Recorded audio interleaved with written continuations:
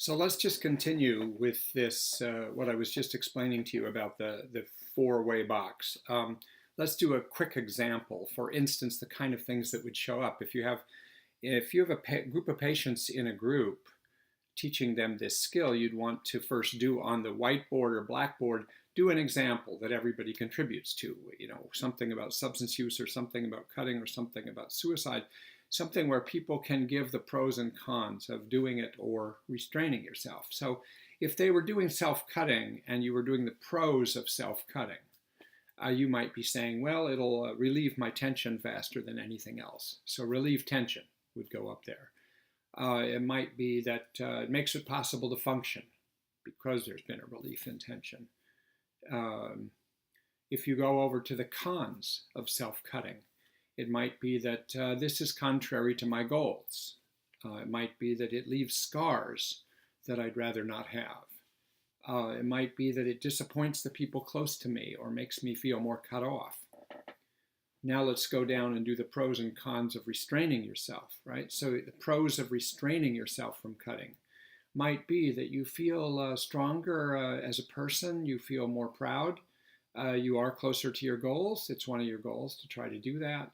And also it might make you feel closer to being not disappointing other people. The cons of restraining yourself, you leave yourself in distress. You leave yourself with high level of stress and you need to do something else.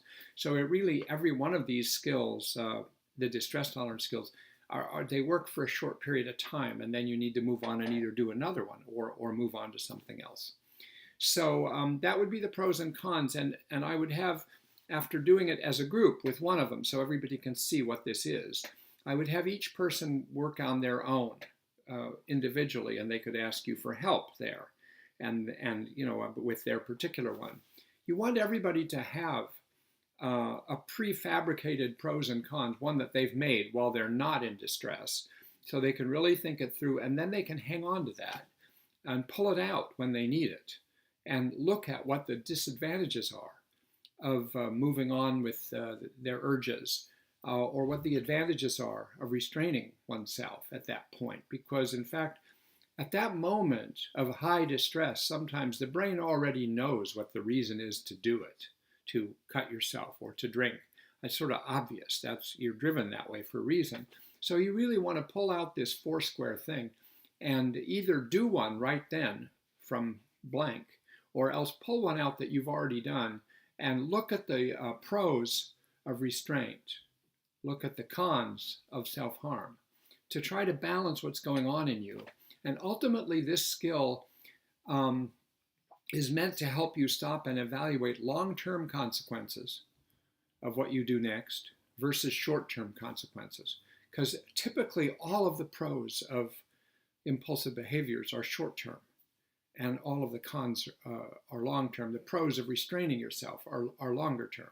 So it's just a way to help people stop and think about that. Okay?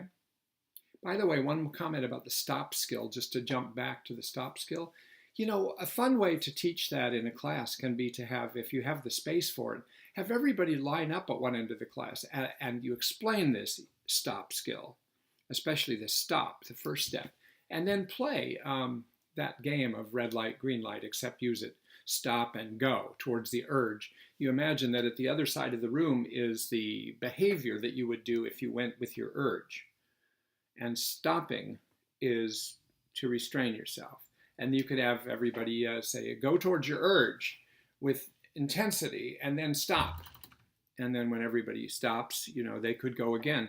But you want to stop and then take a step back, observe, and then proceed mindfully. Okay, let's go to the third skill. The next one with a star on it too are the tip skills. These are the skills that are really, were added to the manual in this edition to address extreme emotions. Because if you get past a certain level of emotionality or intensity, you really get to a place where you can't really use your skills very well. Most of the skills in the book are of no use to you because you're coping with such a high level of distress. So these are meant to help you get down from that to where a wider range of skills become possible. And they have to do with your relationship to your body. really trying to get your body to slow down, to de-intensify. So let's, this skill is called TIP, T-I-P, though the P, let me just tell you now, stands for two different types of P, and we'll get to that. But Linehan spells it T-I-P rather than T-I-P-P. All right, the first one is to tip the temperature of your body by using cold on your face. There's a science behind this, in that in your body there are two parallel autonomic nervous systems that are wired throughout your body. One is the sympathetic nervous system, the one that we usually call the fight-flight nervous system. It activates, it's an emergency system. It makes us run, it makes us freeze, it makes us fight. But alongside it, throughout the body, is the parasympathetic nervous system, P-A-R-A, parasympathetic nervous system, which moves things in the body in the other direction. It slows down the heart, it slows down breathing, it slows down metabolism. And all in all, it moves more towards calming, like putting the brakes on. So usually when you're in high distress, your sympathetic nervous system is hyperactive. And this is one way to address that quickly, is to try to increase the tone of the parasympathetic system. And it just so happens that one of the ways to get right at that has to do with the nervous system, the facial nerves here. If you get very cold, not painful cold, but almost, on sort of for your forehead and down around to the upper part of your cheek. It's hard when I look at myself in the video. You actually activate that nerve, which actually goes directly in and activates the parasympathetic nervous system, which includes the vagus nerve going right to your heart and slowing it down. So you want to activate the parasympathetic nervous system by getting cold on your face, the upper half of your face, for 30 to 45 seconds. And one way to do that is to use those frozen packs or freeze packs. They're often blue or transparent. They're squishy, but you put them in their freezer so that they're really cold, and then you put them, like if you have a sprained ankle, you might use that on your ankle or your wrist if you have a sprained wrist. So the idea here is if you had two of those, you could put one here and one here, and then you've got it covered. You could get a bag, plastic bag with ice in it, and hold it there, as long as you don't get yourself in too much pain by doing it. And some people do this when they are very highly aroused and they can't go to sleep. Sometimes it helps cut into that, allow them to go to sleep. Sometimes people do this if they're gotten into a flashback or a dissociative episode with extremely high emotional arousal, and they're sort of losing their mind. And they do this, and it can bring things back down, along with other grounding techniques with your body. So this is a rapid de-arousal, temperature-based idea.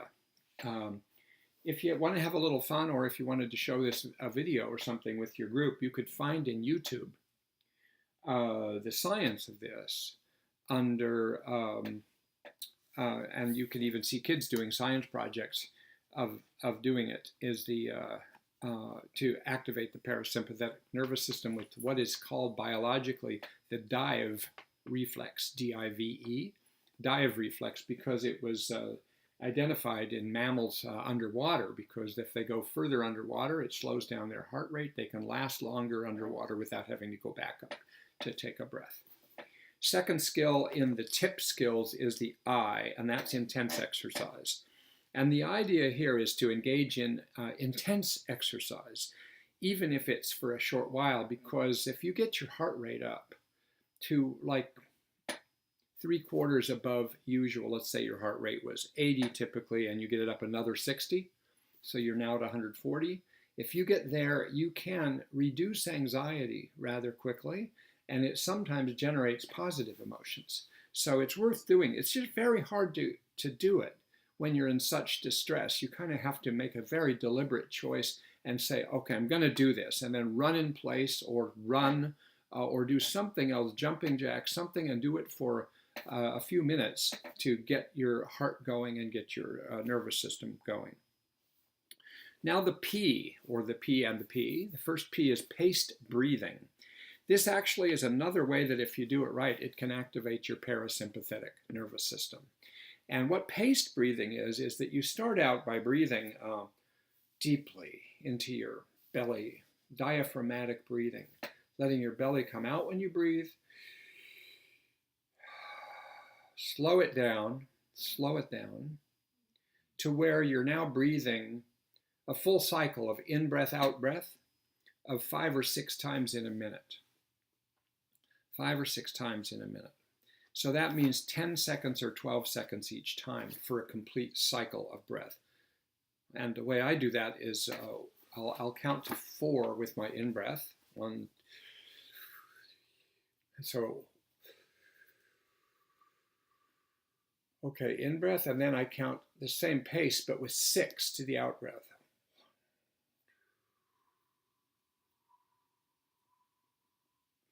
So notice the out-breath is longer than the in-breath, and that's part of that formula. It's the slowing down to that level in addition to the having a longer out-breath than in-breath that can activate the parasympathetic system and generally calm you down, really trying to let go of tension when you're breathing out, okay?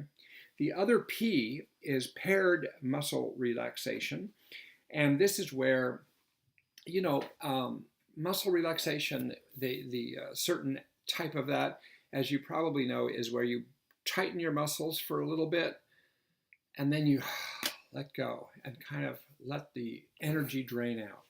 Tighten, let go. So that's muscle relaxation exercise, a sort of a letting go exercise, tensing, letting go. But this one pairs that with the paced breathing. So now, while breathing in, you tense.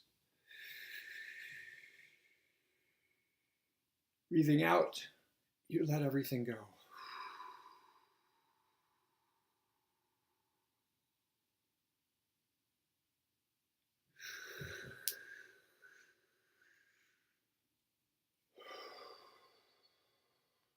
And the combination of these 2 relaxation exercises can help cut into your level of distress and tension. So all these are 4 body-oriented exercises. You can combine them and change your body chemistry, and it's one of the fastest ways we have to try to put the brakes on. Okay, there's some handouts about how to use the cold water or cold on your face. And there's more handouts or more details in the manual about how to do paired muscle relaxation, and even how to combine that with watching your thoughts. Okay, but now we get to the next major skill of the 6 is distracting. Now it's interesting, I don't know why Linehan didn't put a star on this one. I guess because if she's short for time, I guess she doesn't go to distracting and the next one as much as she goes to the other ones, which are more body-oriented, some of them. So, but distracting is very important, and it's one of the original ones. And the basic idea of distracting is that when you are distressed, you're distressed by a certain stimulus coming in, a distressing stimulus coming in either from outside or coming from your own mind, or selecting out and paying attention to certain sensations that have you very upset.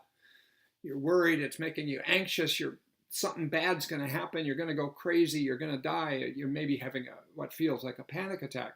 So the idea here would be to, if there's not something you can solve right now that's out there, maybe you're in a social situation and there's something about the social situation, a certain person is there that's driving your distress. So distracting would be to try to shift your mind to other stimuli that are more neutral or even positive, but that take you off the front lines of the stimulus that's driving your distress, rather than staying at it, which some of us tend to do. So there's distracting in all kinds of different ways that are nicely taught in this manual, and you can have people use this actual page and check off. There's lots of examples. They can check off ones that they usually use, or they might put a star next to one they want to try to use in their homework. And you can use the acronym ACCEPTS, the word ACCEPTS, ACCEPTS,